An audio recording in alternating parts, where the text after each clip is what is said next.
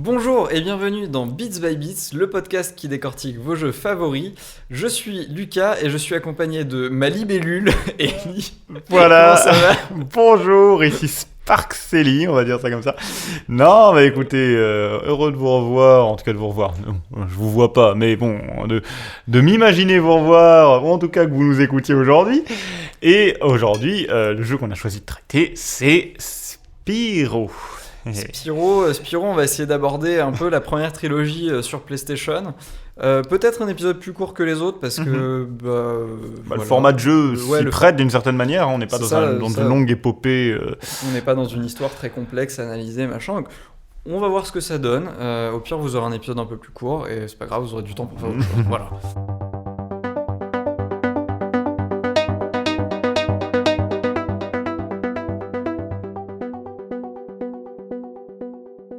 Alors, Spyro, du coup, c'est un jeu qui est sorti sur la toute première PlayStation. Et je fais une erreur en disant un jeu, puisqu'en réalité, on va parler d'une trilogie.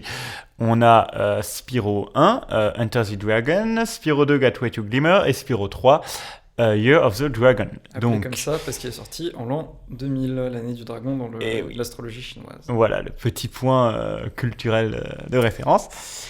Mais donc c'est cette trilogie-là, donc elle a été développée par Insomniac Games et notamment on a quelques figures du jeu vidéo qui sont présentes en développement, ce qui n'est pas très étonnant en vue de la réussite du jeu. On va le voir tout de suite. Pour resituer, Insomniac Games aujourd'hui, ils font les Ratchet Clank, ils font les Spider-Man. Bientôt, on va voir le jeu Wolverine. Donc, voilà, c'est un studio qui aujourd'hui est très important dans la ligne éditoriale first party de Sony. Ils appartiennent vraiment au fameux studio, aux PlayStation Studios.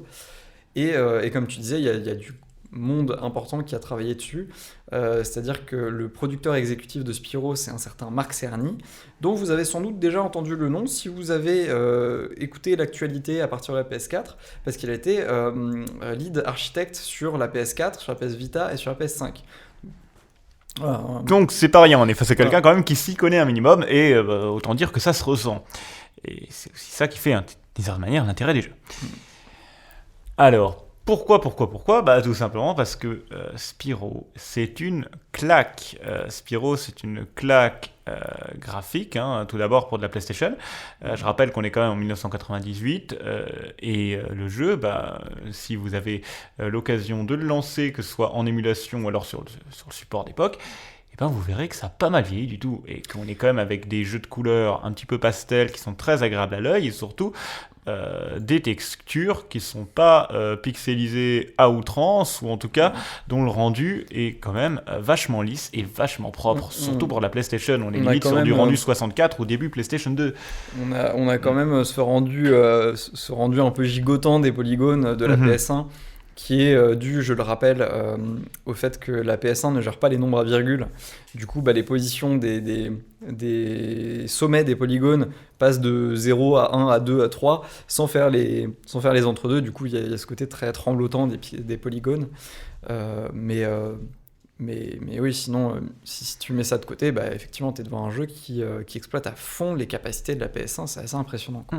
Et ça, ce qu'on va voir tout à l'heure, parce que franchement, il y a beaucoup à en dire là-dessus. Mais avant tout, Spyro, c'est quoi? C'est l'histoire de quoi? Est-ce que Lucas, déjà, tu peux nous resituer un petit peu le contexte? Quels sont les objectifs dans Spyro, en fait? Qu'est-ce qu'on fait? Qu'est-ce qu'on suit? Qu'est-ce qu'on fait? Alors, Spyro, c'est un dragon, un petit dragon. Je crois même que c'est un dragon juvénile. Je sais pas si c'est vraiment explicité, mais il est plus petit et plus jeune Oui, que il est tous les beaucoup plus dragons. jeune que les autres, alors que tous les autres sont les vieux sages des dragons. Et alors, c'est le seul jeune. Hein. Ouais, Je veux c'est dire, le seul, ouais. genre, il y a eu peut-être une dragonnette dans toute la tribu, là. Elle en a fait un, et puis basta, après, c'est bon. Elle s'est mise en pause, hein, parce que là, c'est des vieux qui sont sur le point de clamser, et là, on a Spyro qui est le seul petit jeune du groupe, on se demande limite d'où il sort. Donc... Et donc voilà, c'est un dragon qui est réputé comme étant téméraire, tête brûlée, machin. Et dans le premier jeu, en tout cas, il y a un méchant dont j'ai oublié le nom qui décide de transformer tous les dragons en statues. En pierre, voilà, en statue de pierre. Et sauf Spyro parce qu'il considère qu'il ne représente pas une menace, grand mal lui en a fait parce que Spyro va libérer tous les dragons avant de battre le méchant. Enfin, voilà. Donc c'est l'histoire, bon, un petit peu simplette du jeu, mais bon, comme vous l'avez compris, c'est une histoire prétexte. C'est un jeu de plateforme, on est plutôt sur une histoire prétexte. De la même manière, les histoires, du coup, au niveau des 2 autres jeux, dans le jeu numéro 2, donc Spyro 2, Gateway to Glimmer, on va avoir non pas des statues de pierre de dragon à des solidifier, mais des sortes d'orbes à récupérer un petit peu partout.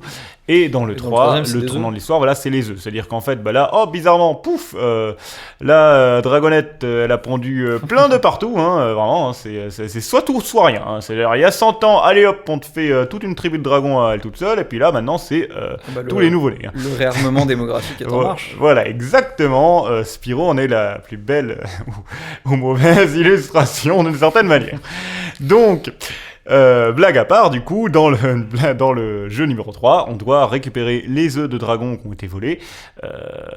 Et donc, bon, on a toujours un objectif qui diffère un petit peu, qui évolue légèrement, mais qui, je trouve, amène un petit peu de renouveau, même si c'est la même formule. Et on va le voir, c'est quelque chose que le jeu fait bien, c'est que dans la trilogie, on a quand même un concept, en fait, d'objectif qui est assez évolutif, et aussi au niveau des capacités du personnage. Et ça, c'était quand même quelque chose d'assez bien foutu. Oui, parce que, donc, comme tu l'as dit, c'est un jeu de plateforme, donc le principe de base, c'est sauter, courir.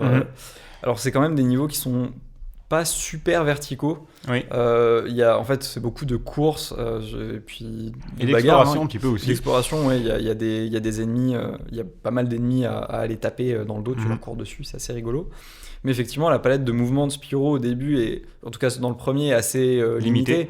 Tu peux cracher du feu, tu peux courir, et je crois qu'il peut donner un coup de corne. C'est ça, tu donnes un coup de corne en fait pendant ta course, c'est automatique d'une certaine manière, t'as pas besoin d'appuyer sur un bouton en plus pendant la course lorsque tu cours vite pour donner un coup de corne, c'est dans la continuité.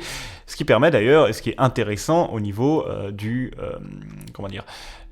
de l'interaction que tu vas avoir avec les ennemis, avec les objets, puisque du coup ça t'évite à chaque fois, de manière rébarbative, à chaque fois redevoir recharger, et tu peux d'une traite en fait continuer à aller taper tous les pots qui sont alignés. Et bah ça, c'est pas con, et c'est bien fait.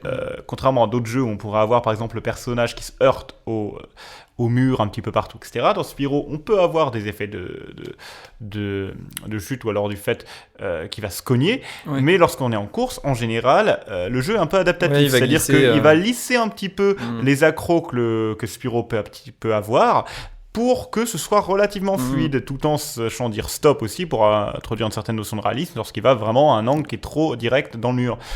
Et bah, c'est le genre de petites choses que Spyro réussit très bien. Et c'est ce qui fait notamment que le jeu a énormément d'intérêt, en tout cas pour moi, à mon sens, notamment pour quelqu'un soit qui veut se remettre à du retro gaming, soit qui veut juste découvrir un petit peu des petites perles qu'on aurait laissé passer. Parce que Spyro, du coup, c'est un jeu qui fait pas partie des jeux dont on parle systématiquement quand on parle de la PS1 ou de cette époque-là. C'est pas non plus un inconnu, hein. Il a eu des suites jusqu'à 2016, il me semble. Oui. Mais 2018, il me semble, avec la trilogie, avec le remaster de la trilogie. Parce que jusqu'en début 2010, on avait donc l'exploitation de tout ce qui va être les dérivés avec Skylanders, etc. Mais on pourrait y revenir. Et en 2018, du coup, on a eu un remake de la trilogie. Donc, pour ceux qui ne seraient pas forcément à l'aise avec l'idée de se remettre à de la PlayStation, ou alors d'avoir l'émulation sur PSP ou ce genre de choses, bah, vous avez toujours un remake, un remaster complet qui a été fait avec les graphismes au goût du jour sur la PS4 et la Switch. Et même la Xbox, il me semble aussi, Xbox PC. Donc sur la génération récente. Parce que ce qu'on n'a pas dit, c'est que au départ, Spyro, ça appartenait à Insomniac, mais ça a été racheté par Activision après la trilogie originale, il me semble. Non, bien après.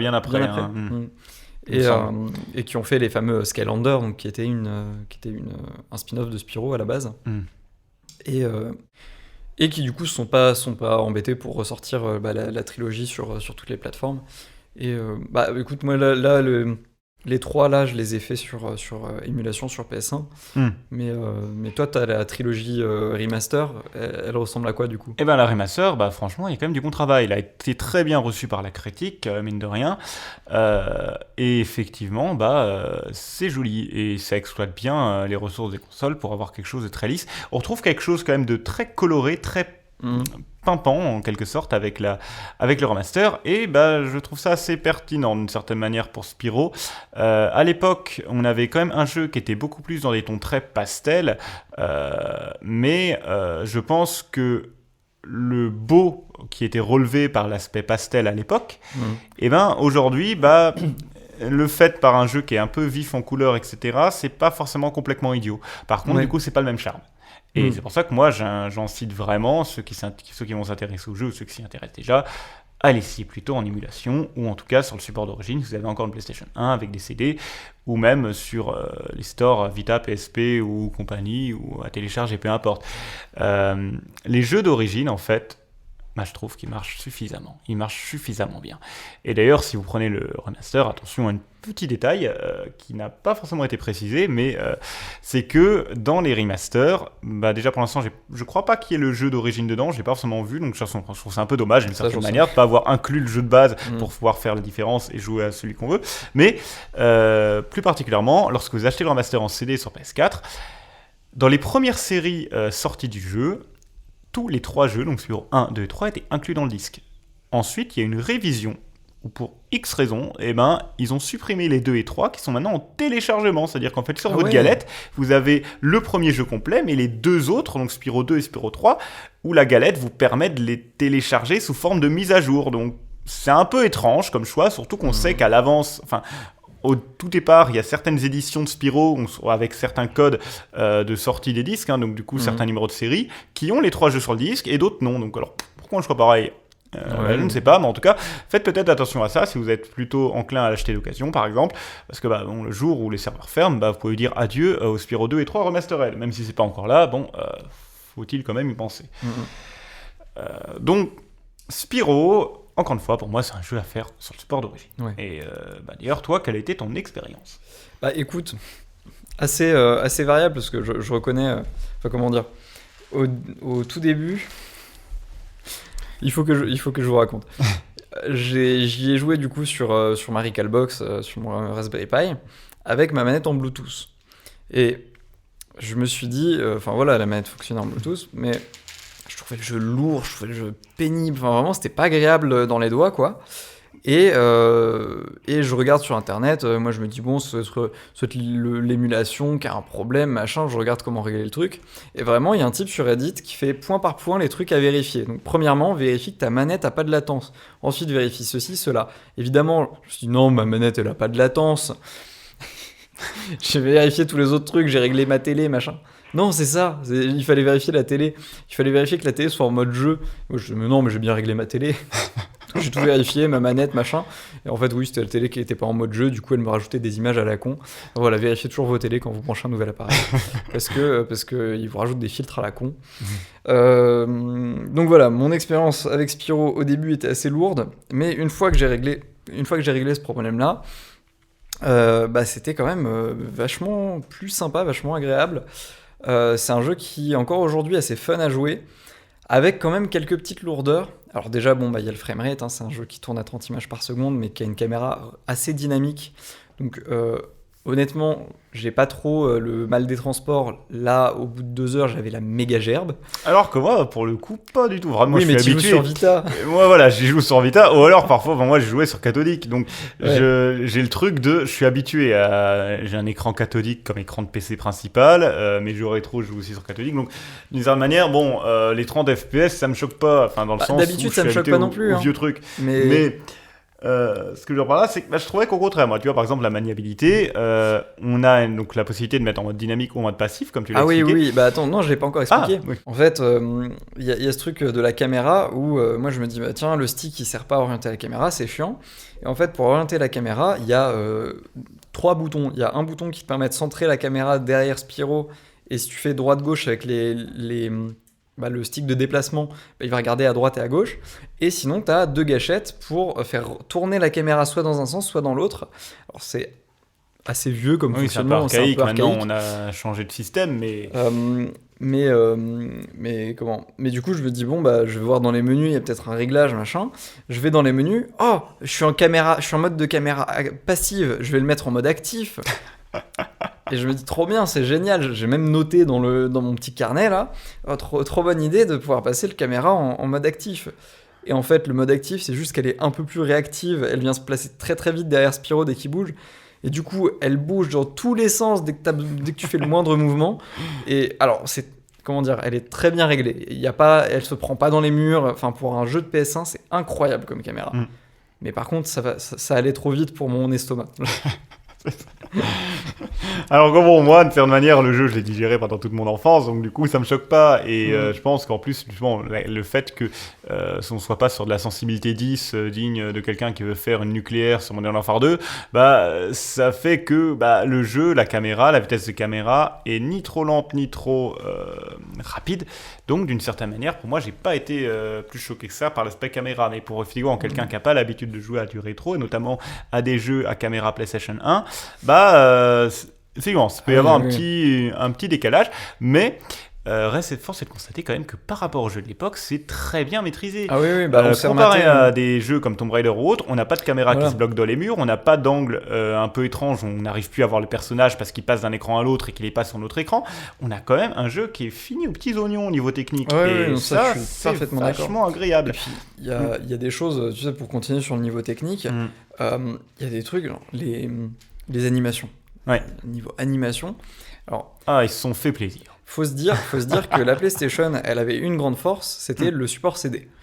Mais elle avait une grande faiblesse, c'était le support CD.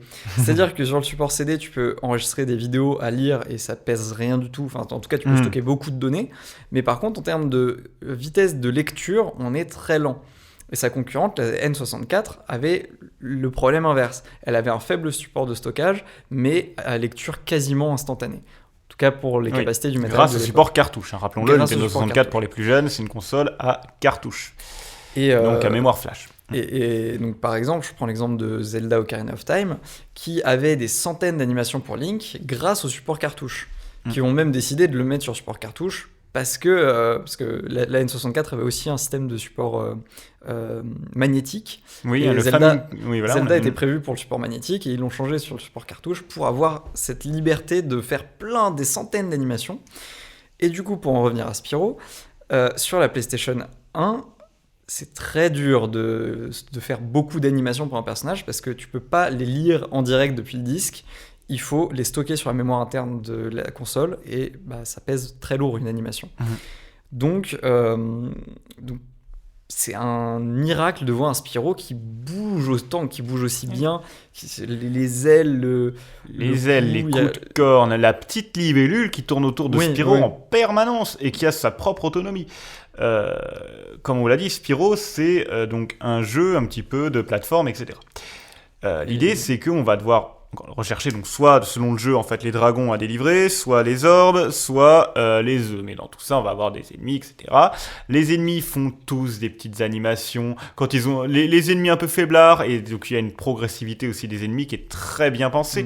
Quand on est au début du jeu, les ennemis vont être faiblards, vont avoir peur, ils vont même pas vous attaquer en fait. Ils vont fuir, ou alors ils vont s'immobiliser, et claquer des dents, et puis on a vraiment le bruitage. Enfin, c'est vraiment bien pensé. On a une très belle progressivité, une très belle gestion en fait de l'évolution du coup de la difficulté pour le joueur, et de la même manière ça s'accompagne énormément par l'animation des ennemis, l'animation de personnages, et même par exemple la petite libellule qu'on a, le système de vie il est représenté comment par Spyro, il est représenté par cette libellule. Quand elle est jaune, vous avez 3 points de vie, bleu 2, vert 1, et si elle disparaît, prochain coup vous êtes mort. Et donc du coup, la libellule, lorsqu'elle est, que ce soit jaune, bleue ou verte, lorsqu'elle existe, que vous avez suffisamment de points de vie, elle a sa petite vie qu'elle fait toute seule autour de vous. Elle rotationne, je sais plus comment on dit. Elle tourne, voilà, merci. Elle tourne autour de vous, et donc du coup, elle va également servir à chercher les petites gemmes qu'on doit récupérer, les sortes objets, parce que c'est aussi un jeu à patoune d'une certaine manière, mais très bien conçu, et qui tombe pas dans le piège de faut juste récupérer des trucs pour récupérer des trucs. On a vraiment l'impression d'avancer dans une histoire dans Spyro. Et c'est la petite libellule, lorsque vous avez vos vies, qui va pour éviter qu'il faille se poincer pile poil sur la gemme à récupérer à chaque fois et que ça ajoute une certaine lourdeur dans le gameplay, c'est la libellule qui a un périphérique d'action autour de vous pour récupérer les gemmes, un petit peu comme si elle venait à vous. Et ça, il me semble que c'est bien fichu. Il me semble que ça, c'est à partir du 2 que la libellule va récupérer les choses. Parce qu'il oui, y a une sacrée évolution quand même entre le 1 et le 2. Et oui. Spyro, il gagne en mobilité, il gagne une charge, il gagne pas mal de mouvements. Et il y a ce truc-là, il y a la libellule aussi. Il gagne aussi dans le 2 une sauvegarde auto. Alors ça, oh là là là là, c'est presque révolutionnaire. Complètement. Et c'est pour ça que d'une certaine manière, même si on doit conseiller un jeu, faites le 2. Vous pouvez même, si vous voulez juste découvrir un petit peu l'univers de Spyro, ne faites pas forcément le premier, contrairement à ce qu'on pourrait se dire. C'est une trilogie, il faut commencer par le 1. Pas forcément, les histoires sont suffisamment indépendantes les unes des autres pour qu'on puisse faire le 3 sans faire le 2 ou le 2 sans faire le 1, etc. Suffisamment osef aussi. Tu joues pas un Spyro pour l'histoire. Voilà, on joue plutôt pour le gameplay. Et aussi pour se prendre un peu une sorte de claque visuelle dans la gueule, une claque en termes de jeu, parce que le jeu est soigné. Et c'est pas un jeu qui va tenter des choses poussées à l'extrême, comme en termes, je sais pas, d'innovation, de gameplay ou de décor ou d'univers, comme on pourra avoir. Justement, par exemple, Syberia va être très original dans son univers, comme on l'a évoqué dans le précédent podcast. Là, on est dans la recherche de quelque chose de maîtrisé et de fin. Et là, Spyro, il y arrive.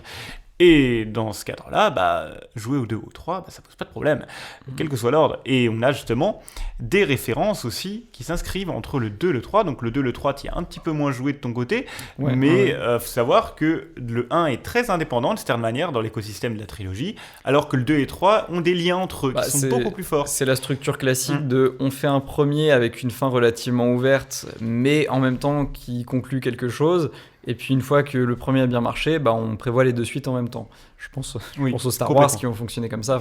Des trilogies qui fonctionnent comme ça, il y en a plein. Et effectivement, du coup, il y a des liens pas mal. Il y a des personnages qui reviennent entre.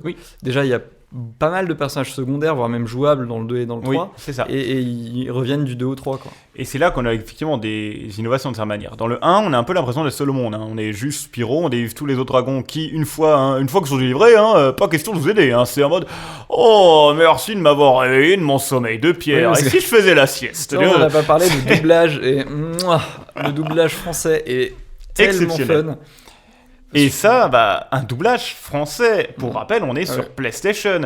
Sur PlayStation, ça commence un petit peu, mais les titres qui commencent à avoir des doublages français, c'est lesquels ? C'est les AAA. C'est clairement pas des petits jeux où la licence, elle vient tout juste d'être créée. Ou alors, c'est assez rare. Donc, on est quand même sur quelque chose qui a eu du budget, qui a eu de l'investissement, et où ça se ressent. Et le doublage français, comme tu dis, il est très drôle. Il est très drôle, il accompagne très bien le jeu. Le jeu, comment il fonctionne, Spyro ? On est dans une sorte de monde, du coup, on est sur un principe un peu à la Mario 64, d'une certaine manière. Il y a un monde hub. Voilà, on a un monde hub, ou même plusieurs mondes hub, d'une certaine manière, puisque vous avez, du coup, Spyro qui est baladé entre, selon chaque jeu, 3 ou 4 mondes hub en fonction des périodes dans lesquelles on passe dans le jeu. Et donc, dans ces mondes hub, pourquoi monde hub ? Parce qu'à l'intérieur de ces mondes-là, il y a plein de petits mondes différents. Et ça, j'aimerais l'aborder, les transitions entre le hub et les niveaux. Ah, mais quel bonheur sur la PlayStation 1. Donc voilà, toujours ce souci du CD. Quand tu dois faire un chargement, il dure longtemps. C'était le début des chargements, en fait, à l'époque. Complètement. À l'époque, le temps de chargement n'existait pas parce que la support cartouche permettait une rapidité d'accès quasi immédiate. Mais vu qu'on a développé des consoles à CD, alors, certes, il y avait déjà des essais de consoles à CD, la CDI, la Mega CD, etc. Mais la PlayStation et la Saturn, c'est vraiment des deux consoles qui ont démocratisé le support comme étant le support de base et non pas en termes d'add-on. Et là, on a vu les temps de chargement qui commençaient à venir et l'autre contrainte avec. Et Spyro, des temps de chargement, il en a pas. En tout cas, ils sont bien cachés. C'est-à-dire que quand tu passes pour rentrer dans un niveau, en fait, tu passes une espèce de portail magique, et tu vas avoir une animation de Spyro qui rentre dans le portail, qui vole, et hop, qui tournoie, et hop, il atterrit dans le niveau d'après. Non, t'as quand même une petite transition au noir, mais t'as pas cette barre qui charge en dessous, comme vous avez tous connu sur les jeux PlayStation. Et enfin, c'est hyper moderne en fait.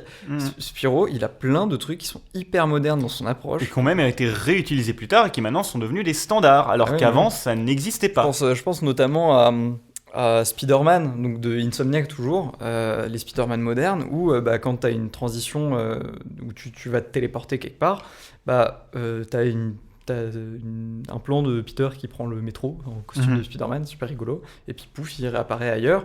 Et l'architecture de la PS5 permet ça, mais sur PS4 déjà, tu avais cette transition au métro qui était quand même assez impressionnante pour masquer en fait le chargement. Alors là, imaginons sur PS1. Alors sur PS1, la totalité des jeux à l'époque, c'est écran noir, parfois tout simplement, rien d'autre, hop, basta, écran noir ou barre de chargement, ou alors barre de chargement mais sur une image JPEG. Là, on est quand même sur une animation pendant le temps de chargement qui plus est fluide et où il n'y a aucun...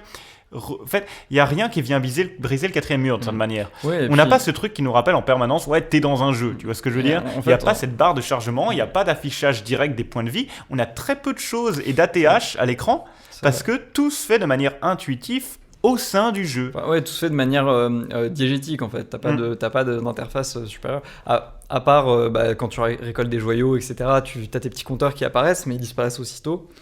Mais, et les personnages au tout début du jeu qui disent « Ah bah tiens, avance en faisant croix ou triangle ». Bon, pas tout avant non plus, mais ça reste anecdotique. Et une fois que c'est dit, c'est fait. Et le jeu est suffisamment simple et intuitif à prendre en main pour même qu'on comprenne avant les explications des personnages et ce qu'il faut y faire. Et c'est bien que finalement les boîtes de dialogue des personnages qui te disent quoi faire dans le jeu, en vrai t'en as peut-être pas forcément si besoin que ça.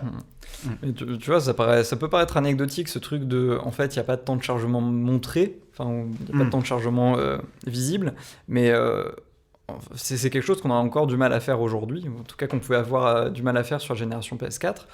Et en termes de moteur, c'est une vraie avancée. Parce que c'est facile de dire à un moteur, on coupe tout, on charge un nouveau truc et on relance. Sauf que là, non, il faut garder plein de choses en mémoire et retirer plein d'autres. Et venir juste comme ça, retirer une brique, rajouter une brique, sans tout casser. Et c'est vraiment pas évident, quoi. Pour de la PS1, c'est assez impressionnant. Il y a autre chose en termes de technique qui était dingue pour de la PS1, c'est ce qu'ils appellent l'Active Tuning Challenge. C'est un système de difficulté adaptative qu'ils ont mis en place dans Spyro 3, où en gros le jeu va s'adapter aux capacités différentes des joueurs. Si tu galères un peu, le jeu va baisser la difficulté. Si tu t'en sors bien, il va monter la difficulté. Et ça, on a beaucoup retenu Resident Evil 4 comme étant le jeu qui a réellement démocratisé ce système-là. Mais Resident Evil ça 4, existait déjà. C'était sur Wii. Oui, alors que là, on est sur PlayStation 1 en 1999 ou en 2000. La Wii, c'est 2005 à tout casser. Resident Evil 4, c'était 2007, 2006, je crois. La Wii, 2006, je crois, la Wii, un truc comme ça. Et puis, Resident Evil 4, 2007. Donc, il faut quand même se dire qu'une dizaine d'années avant, Spyro faisait déjà ça. Ça a été une pointe de technologie, entre guillemets, et ça se ressent. C'est bien que quand on joue au jeu, on a plus l'impression que le jeu est sorti à la mort de la console dans la fin du début des années 2000, genre 2003, enfin, en tout cas vers le fin du milieu des années 2000, genre 2003, 2004, etc., que pour un jeu de 2000. Quand on voit Spyro 2 qui est fait en 99, on se dit pas que c'est un jeu de 99, on se dit que c'est un jeu de 2003. Ça, et là encore, aujourd'hui, avec nos générations de consoles qui durent 7-8 ans, et même avec des gaps générationnels qui sont anecdotiques du point de vue de joueur, faut se dire qu'à l'époque, un bond de 7 ans, c'est énorme en termes de jeu. On a eu le temps de faire 2 générations de consoles en 7 ans, entre du coup Spyro 3 et Resident Evil 4. Donc faut vraiment se rendre compte que c'était plus que novateur à l'époque, quoi. C'était vraiment, faut vraiment se rendre compte que en avance. Comparer Spyro 1, enfin Spyro 2 ou plus ou même Spyro 3 qui est l'apogée de tout. En termes de tout. Non mais voilà, en termes de pour la trilogie, je veux dire évidemment. Il y a eu d'autres jeux qui ont eu aussi leur petite influence à l'époque, mais il faut se dire que comparer un jeu de plateforme lambda du début de la PlayStation, c'est l'équivalent de comparer The Last of Us à Call of Duty 3 sur la PS3. Il y a le même gap en termes de technique et en termes de rendu. Qu'on voit moins peut-être avec nos yeux modernes, mais qui est quand même présent pour l'époque. Et donc dans Spyro, il y a plein de choses qui nous le rappellent en permanence. On a évoqué quoi? On a évoqué le fait que on a la difficulté adaptative, on a évoqué le fait que quand on fonce avec la charge, le jeu adapte un petit peu le fait d'être plus lisse au niveau des contours des décors et moins de rentrer dedans à tête brûlée, le fait que les gemmes sont ramassées un petit peu automatiquement par la libellule quand on est en marche à partir de Spyro 2 et 3, ce qui permet d'éviter de rester des heures à faire les bons mouvements et à gérer la caméra en même temps. Mais il y a aussi plein d'autres choses. Dans Spyro 2 et notamment dans le 3, on a également une évolution de Spyro, du coup, qui est conservée de l'un à l'autre.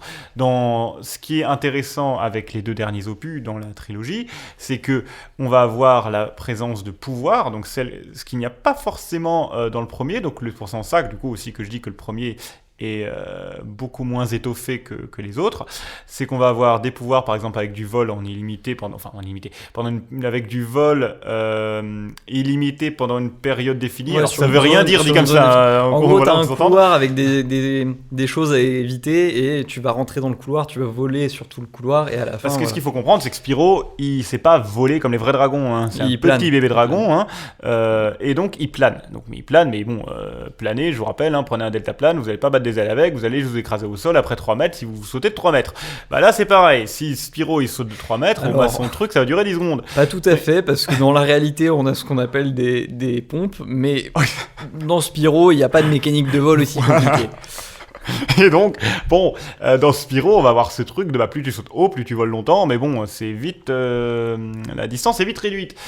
Or, on va avoir ces portails qui nous permettent de voler plus longtemps, on va avoir d'autres portails qui nous permettent d'avoir une charge puissante, de manière à briser des coffres en métal qu'on pourrait pas briser autrement, on va avoir des portails qui nous permettent de balancer des jets de feu, enfin... toutes sortes de portails qui permettent à Spyro de gagner des pouvoirs. C'est Zakila qu'on a dans le 2, il continue dans le 3. Et il y en a d'autres qui interviennent. Dans Spyro 2, on a une mécanique d'apprentissage. Il y a un vieux Gripsou qui nous permet, contre quelques joyaux, d'apprendre des choses, ou alors d'ouvrir des passages. Il nous permet d'ouvrir des ponts, d'ouvrir des portes, tout ce genre de choses. Le premier, l'effet qui nous permet de découvrir, c'est le fait de nager. Et nager, ça te donne accès à des zones interdites auparavant. Donc ça te permet de découvrir certains niveaux auxquels tu n'avais pas accès avant, parce que leur portail est sous terre, de découvrir un œuf de dragon, dans le 3 par exemple, ou alors dans le 2, une orbe qui serait planquée au fond d'un lac. Enfin, c'est bien fait, c'est très bien fait, et on a cette continuité des pouvoirs et des apprentissages dans le 3. Ce que Spyro a appris dans le 2, nager, le saut coup de boule, eh bien il le conserve dans le 3. On n'est pas obligé de repartir à zéro comme dans certains jeux où on dit « Oh, ton personnage a tout oublié, allez hop, tu reprends ». Là non, on a cette continuité de pouvoir parce que le jeu est une trilogie, donc les choses que tu apprends dans le 2 ou dans le 1, tu les gardes dans le 3. Et pareil, il y a certains pouvoirs qui arrivent en fait dans le 2 avec notamment comme j'ai dit les pouvoirs là, avec le fait d'avoir des portails, avec le fait de pouvoir voler plus longtemps, le fait d'avoir des portails, avec le fait d'avoir une charge très forte, ou alors d'avoir des portails qui te permettent pour un temps limité de cracher du feu destructeur, etc. Tu le gardes dans le 3, sauf qu'en plus de ça t'as d'autres pouvoirs qui s'ajoutent à la liste, et le 3, dans la finalité de tout ça, il apporte encore son lot de nouveautés que le 2 n'avait pas. Il va permettre aussi de changer de personnage pour jouer. Et ça, c'est un truc quand même assez cool aussi. C'est que tu vas pouvoir libérer les petits animaux qui sont... dans le 2, tu as tes copains, entre guillemets, tu as des personnages autres que les dragons qui existent, alors que dans le 1, c'est vraiment, tu as l'impression qu'il y a que des dragons partout, à part les méchants que tu tues. Dans le 2, on a un léopard, une autre fille que je sais pas ce que c'est, parce que je n'ai aucune idée de son animal de truc, mais voilà, c'est un truc. Je les trouve terrifiants. Moi, c'est le léopard qui me terrifie. Je les trouve horribles, ces personnages. Autant tout le jeu, il est beau, autant le chara-design de ces trucs... T'avais l'impression qu'ils ont mis tous les polygones dans Spyro et qu'il restait genre 2-3 polygones pour le reste, et ils ont réussi à en faire des monstres. Non, mais en fait, ce que veut dire Lucas, pour ceux qui n'ont pas encore joué, c'est que vraiment t'as ce truc de les personnages, ils ont des tronches en triangle, parce que forcément, d'une certaine manière, les polygones qu'on prend pour Spyro, faut bien les économiser ailleurs, pour les temps de chargement ou même les temps de jeu réel en quelque sorte. Donc où est-ce que tu le fais ? Sur les personnages Joseph, les personnages secondaires. Donc du coup, ils ont vraiment ce truc avec des nez ou des gueules et des yeux très pointus, un corps extrêmement allongé, hein, on est sur quelque chose de très longiligne. Hein, manière même à l'époque, le longiligne c'était un petit peu aussi à la mode d'une certaine manière, même tu sais, dans les représentations autres que le jeu vidéo, même dans les mangas, tu vois, je pense à des mangas un petit peu avec les personnages très longs, très longilignes, très grands et très minces, très sveltes. Bon, bah c'était une mode un peu de l'époque, donc ça se retrouve d'une certaine manière aussi dans Spyro. Les personnages sont très grands et parfois ils sont notamment le léopard là, ou le tigre, ou le truc que je sais pas ce que c'est là, qui est très élancé, mais bon. Et donc t'as tes potes que tu as dans le Spyro 2, mais dans le Spyro 3 t'as également des sortes de personnages que tu vas pouvoir jouer qui s'ajoutent à la liste, que tu vas libérer en donnant des joyaux Gripsou, et que après tu pourras utiliser dans les niveaux spéciaux, mais également dans les niveaux principaux. C'est-à-dire que tu vas avoir plein, et le Spyro 3 c'est une ribambelle de sous-niveaux en quelque sorte et de niveaux bonus. Tu vas avoir beaucoup de petits portails, de micro-portails dans les sous-niveaux des niveaux hub, donc ça commence à faire beaucoup, mais c'est ça qui intensifie encore plus le plaisir de jeu, dans lesquels tu vas pouvoir faire des petites missions diverses, genre t'as des petites particules de soleil à qui tu dois chauffer le cul en leur crachant dessus pour qu'ils rejoignent le bac de lave de sauna de soleil, pour qu'ensuite elles se rejoignent dedans et puis elles font crac et puis hop, ça fait le soleil géant. Enfin bref, c'est le genre de truc que t'as dans Spyro 3, qui est assez drôle parce qu'il y a toujours cet effet un petit peu comique dans la gestion des personnages de Spyro, et qui en même temps te rajoute du gameplay. Et c'est là aussi notamment qu'on voit les aspects de la difficulté adaptative, parce que moi par exemple je trouvais que vu que je galérais pas trop et que j'y réussissais bien, le dernier putain il allait vite, hein, alors qu'au départ c'était un petit peu lent et ça tâtait le terrain sur comment t'allais t'en sortir, parce que t'as 3 petites boules de soleil à faire rejoindre dans le sauna, dans le four. Donc on a plein de trucs un petit peu comme ça, de sortes de sous-niveaux qui sont très bien développés dans le Spyro 3, et en plus ajouté avec le fait que tu peux changer de personnage, tu ne contrôles pas que Spyro.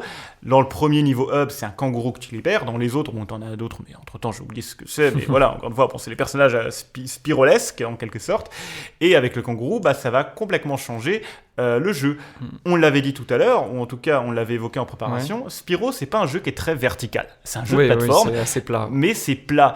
Mais c'est un jeu de plateforme plat qui marche. Pourquoi ? Parce que il y a des grandes étendues. Il y a des grandes étendues. Les étendues sont belles. Le jeu a quand même de la gueule graphiquement, donc il peut se permettre d'être étendu en longueur. Même Spyro, comparé à un Mario, c'est pas un personnage qui a des capacités de verticalité même de saut très évoluées. Il peut sauter, il peut planer, c'est tout.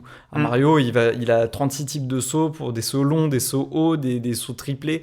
Donc sur un niveau d'un Mario 64 par exemple, tu peux avoir beaucoup d'étages. Autant Spyro, lui, sa vraie force c'est de pouvoir courir, et du coup les niveaux sont adaptés à ça, et il va pouvoir te courir sur des grandes distances, et il a des zones ouvertes très très larges, quoi. Et justement, ce qui est intéressant en fait avec le Spyro 3, et là où ils réussissent à renverser un peu le cours des choses, c'est que le premier des personnages que tu débloques, c'est quoi ? C'est un kangourou. Un kangourou, je vais pas faire la blague de ça saute haut, hein, voilà. Mais je l'ai fait.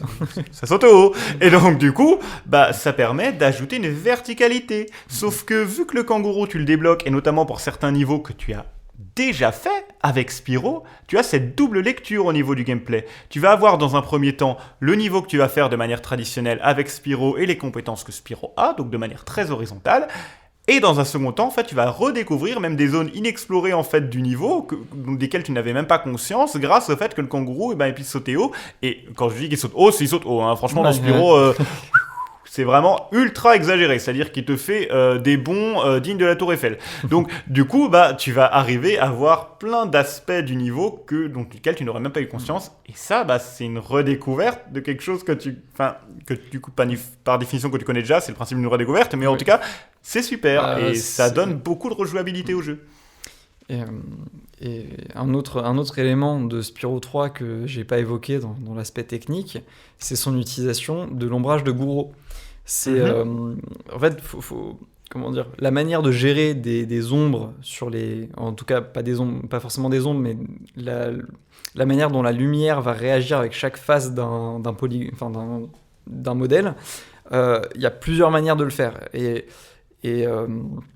la manière la plus basique, c'est celle que vous pouvez voir dans beaucoup de jeux PlayStation, c'est l'ombrage plat. C'est-à-dire qu'on prend la direction dans laquelle une face est orientée, et on va regarder l'angle avec le soleil, et on va plus ou moins l'illuminer.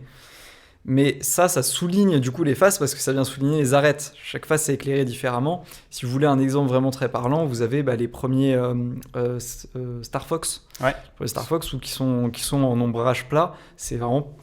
Sur la 64, tu veux dire, sans 3D non, le premier Star Fox c'est sur Super NES. Oui. Mais même le premier Spyro, tout est en ombrage plat. Et l'ombrage de Guro, en fait, c'est plus de l'ombrage par face, mais de l'ombrage par pixel.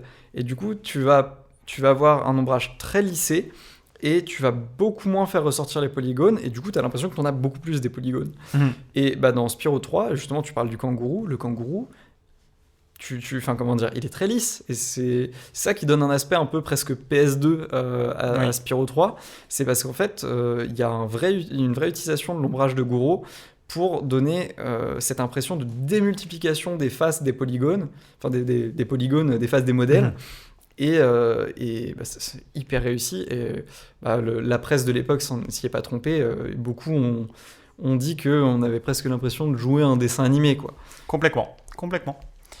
Et sur ça, franchement, c'est un jeu qui faut le coup d'œil. Et encore une fois, n'hésitez pas même à commencer par le 2 ou même le 3. Moi, en tout cas, mon jeu coup de cœur, parmi ceux-là, c'était le 2. C'est le 2 que j'ai le plus fait. C'est le 2 où je trouve ça assez sympa d'apprendre les pouvoirs et de pouvoir ensuite en servir dans le 3. Alors que finalement, le 1, j'y ai assez peu touché. Le 1, c'était en quelque sorte le prototype de Spyro, d'une certaine manière. Et on sent le gap technique qu'il y a avec le 2 et le 3. Est-ce que tu as encore des choses à nous raconter sur Spyro? On n'a pas parlé de la partie musique, mais avant du coup de peut-être faire la conclusion, ou même pendant qu'on va lancer cette conclusion, je vous propose peut-être d'écouter une ou deux musiques du jeu. Le jeu, il a des musiques qui sont quand même assez sympas. C'est pas forcément des musiques qu'on va réécouter dans des playlists ou autres, mais il n'y a rien à redire. Elles accompagnent vraiment bien le niveau. Elles sont aussi assez thématiques selon dans quel niveau on va se situer. De manière, tout le sound design du jeu est même assez comique d'une certaine manière, quand on va aller dans certains décors un peu exotiques ou autres, les personnages ils vont faire des bruits parfois même un peu caricaturaux, ce genre de choses, mais c'est tout en restant comique, ça tombe pas dans l'excès du cliché, donc on a un aspect au niveau du sound design quand même, c'est pas mal. De toute manière, on est dans un jeu qui s'adresse aux enfants, c'est dit, c'est voulu, on essaie d'être un dessin animé un peu fun, un peu coloré, donc le sound design marche parfaitement là-dedans.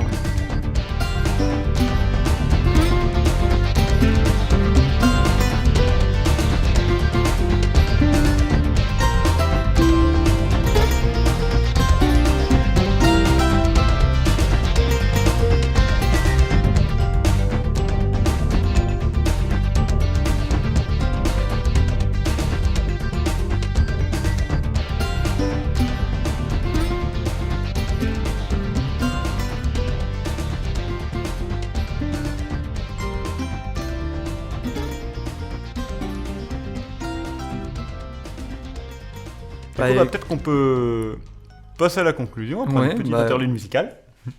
Pour conclure, moi je dirais que Spyro c'est un jeu qui est assez visionnaire, enfin en tout cas qui amène beaucoup d'innovations techniques, qui arrive à bien synthétiser quand même cette génération de consoles où on était sur de la plateforme, on était sur de la découverte de la 3D et avec avec même une découverte de comment est-ce qu'on fait pour manipuler un personnage en 3D, manipuler une caméra. C'est pas encore tout à fait réussi, parce que la PlayStation avait cette contrainte d'avoir des manettes qui n'avaient pas forcément de joystick. Oui, parce qu'il faut quand même préciser qu'à l'époque, la DualShock, la manette qu'on connaît avec les deux joysticks de la PlayStation, ça n'existait pas. Lorsque la PS1 est sortie, on n'avait qu'une manette avec finalement une sorte de manette de Super NES, en quelque sorte, avec juste des grips pour pouvoir mieux accrocher la manette. Mais c'était juste une croix directionnelle, 4 boutons et les gâchettes, c'est tout. Les DualShock ne sont arrivés que plus tard, notamment dans la période de la PlayStation 2, où on s'est dit, tiens... Alors, il y a eu des DualShock sur PS1. Sur PlayStation, il y en a eu, mais c'était un peu les prémices de ce qui allait se généraliser avec la PS2. C'est ça, mais voilà, faut se dire que du coup, la plupart des développeurs sur PS1 ne pouvaient pas se dire, les joueurs vont avoir une manette avec des sticks, je vais faire des sticks. Et du coup, Spyro a fait le choix d'une maniabilité sans les sticks, et donc avec une gestion de la caméra qui est un peu datée. mais qui puisse être ouverte à tout le monde en fait, vrai et que que ça, les gens c'est- n'aient pas besoin de dépenser de l'argent supplémentaire pour avoir une manette qui permette de jouer convenablement au jeu. Mais rassurez-vous, hein, vous pouvez très bien jouer avec la manette en mode analogique à Spyro 1, 2 et 3, et ça pose aucun problème. Au contraire, ça c'est marche largement bien. mieux. Voilà. Et- Mais bon. Donc voilà, donc un jeu pas forcément oublié, mais pas forcément tant cité que ça non plus. Mhm. C'est vrai qu'on n'en a pas parlé, mais derrière, il y a eu les Skylanders qui étaient une vraie folie dans les Oui. années 2010. Oui, parce que Et Spyro a réussi à faire du marketing autour de ça, etc. Skylander, il faut rappeler quand même que c'est une sorte de spin-off des Spyro plus modernes, donc qui était sorti après sur PS2. Ils ont voulu relancer la série avec la génération Wii. Et Skylanders, c'est ce qui a créé, c'est ce qui a initié tout ce qui va être du ressort des concurrents directs comme C'est Disney les Infinity, les les Amiibo même. Mm. Enfin, c'est Skylanders qui l'a inventé. Et donc, c'est cette nouvelle stratégie marketing de renouer avec l'idée qu'on avait déjà dans les années un peu 80 de le jeu vidéo, c'est aussi un jouet. Et ce qui fait très bien le parallèle avec le fait que, comme tu le dis, Spyro, c'est un dessin animé pour enfants, mais en jeu, et qui pour le coup peut aussi parler à des adultes de la manière dont il est conçu et qui est optimisé pour pouvoir être fait par n'importe qui. Là, les Skylanders, c'était des petites figurines qu'on posait sur un socle pour changer de personnage, etc. Et qui faisaient le lien entre les figurines, les jouets pour enfants et à la fois le jeu vidéo. Et ça fait un carton. Skylanders est sorti sur Wii, sur 360, sur PS3. Et ça a plutôt bien marché en règle générale. Il y a pas mal d'enfants de l'époque qui avaient des Skylanders à la maison. Ou alors des variantes du style Disney Infinity, donc la concurrence directe. Ou encore, c'est cet aspect-là qui a démocratisé plus tard tout ce qui va être du ressort des Amiibo avec la Wii U. Et maintenant la Switch. Et c'est des choses qui perdurent. Du coup, si on doit synthétiser un petit peu tout ça, en tout cas si on doit faire une recommandation, je ne sais pas encore quelle est la tienne, mais moi personnellement de mon côté, ce serait faites-vous les jeux, mais sur le support d'origine. Le remake, il est cool. Le remake, il est sympa parce qu'il permet de découvrir Spyro avec un œil moderne, mais d'une certaine manière, ce côté très flashy et péteux, dans les couleurs qu'on a, qui est un peu agressif, à la limite de l'agressif, qui peut parler d'une certaine manière à ce que maintenant on attend d'un jeu vidéo qui plus est, qui se veuille un peu enfantin. On le voit avec la colorimétrie qu'on a dans des Fortnite ou trucs de genre, ça en est clairement inspiré, sauf que c'est encore plus accentué d'une certaine manière, avec en plus les effets de lumière qui sont très bien travaillés. Spyro, dans son remake Switch, PS4, Xbox et compagnie, il a été bien remis au goût du jour, il y a un vrai travail, il y a une technique qui est quand même très bonne, mais je trouve que les anciens, ils ont pas mal vieilli. Ils peuvent être regardés, y compris par quelqu'un qui est habitué à des jeux modernes. Ils peuvent être joués sans encombre et tout en gardant le plaisir de l'époque. Et même tout en découvrant son propre plaisir personnel de jouer à des jeux comme ça qui, mine de rien, sont un petit peu vieux, mais qui tiennent encore la route. Et en tant que joueur néophyte, je vous conseillerais même plutôt de jouer directement aux 2, voire aux 3, parce que c'est eux qui sont le plus modernes dans leur aspect, dans leur technique, alors que le Spyro 1, il reste un peu plus anecdotique d'une certaine manière. Ouais, écoute, j'ai pas grand chose de plus à rajouter, c'est des chouettes jeux. C'est clairement pas mes jeux préférés, mais c'est des bons jeux de plateforme de la PlayStation, et il en faut. Est-ce que tu as une petite recommandation culturelle, un truc Pour ceux qui auraient aimé du coup ensuite Spyro, je peux que conseiller d'aller voir du côté des autres jeux de plateforme un petit peu de la PlayStation. Et normalement, je pense à Crash Bandicoot. Ouais, parce que je trouve qu'on a quand même un état d'esprit qui se dégage de Spyro qui est assez similaire. Si bien que pendant longtemps, j'ai cru que c'était le même studio. Moi, je croyais que c'était Insomniac Games qui s'occupait de Crash Bandicoot. Et en fait, quand j'ai appris que c'est Naughty Dog, donc Naughty Dog, ceux qui font The Last of Us maintenant, donc comme quoi les devs de Spyro et les devs de de Crash Bandicoot, on voit quand même qu'ils comptent parmi maintenant les plus expérimentés, donc c'est quand même pas rien, ça en dit long sur la qualité des jeux à l'époque. Voilà, moi je pense qu'en termes de ressenti, de jeu et d'atmosphère, qui aura joué à Spyro pourra apprécier largement un Crash Bandicoot. Écoute, j'ai pas grand chose à rajouter. Alors, peut-être rapidement évoquer qu'il y a eu des jeux qui sont sortis aussi, des suites à Spyro sur PlayStation 2. Parce qu'on a parlé vite fait de Skylanders, pour conclure un peu tout ça, mais entre-temps, Spyro a eu le droit à des suites. Il y a eu plus de 2 ou 3 jeux sur PlayStation 2, mais je trouve qu'ils ont pas la même saveur. Alors que Spyro, notamment, on va parler du 3, parce que c'est le dernier en l'occurrence, il y avait un réel progrès technique, il y avait des trucs de fou, comme on l'a dit tout à l'heure. Spyro PlayStation 2, ça tire un peu la tronche. Hein. On est resté sur à peu près les mêmes moteurs. On est sur quelque chose qui, du coup, a un peu mal vieilli et fait figure de jeu un peu daté maintenant, avec des couleurs qui ne sont plus dans des tons très pastels, colorés mais en même temps doux à la fois, mais qui tombent dans quelque chose d'assez fade qu'on pouvait avoir, notamment avec cette génération PlayStation 2 de manière plus récurrente. Bah, je trouve ça dommage. Et moi, j'ai jamais vraiment adhéré à leur suite. Donc, le conseil à donner, ce serait... contentez-vous des 3 premiers, voire même des 2 derniers des 3 premiers, mais profitez-en à fond. Ouais. Bon, voilà, pour conclure, j'espère que cet épisode un peu plus léger vous aura plu, un peu plus décousu aussi, on s'est moins reposé sur notre conducteur. Et puis on va se retrouver le mois prochain pour un épisode beaucoup plus lourd, parce que le mois prochain, on va parler de Signalis, un jeu qui me tient beaucoup à cœur, donc j'espère... Et que je ne connais pas encore, donc ouais. j'ai hâte de découvrir. Donc voilà, on se retrouve le mois prochain pour Signalis. Jouez-y vraiment avant d'écouter le podcast, parce que sans vous... quelque part, on s'en fout que l'histoire soit spoilée, mais c'est vraiment une expérience. Et je vous dis à la prochaine. Salut! Allez, ciao ciao!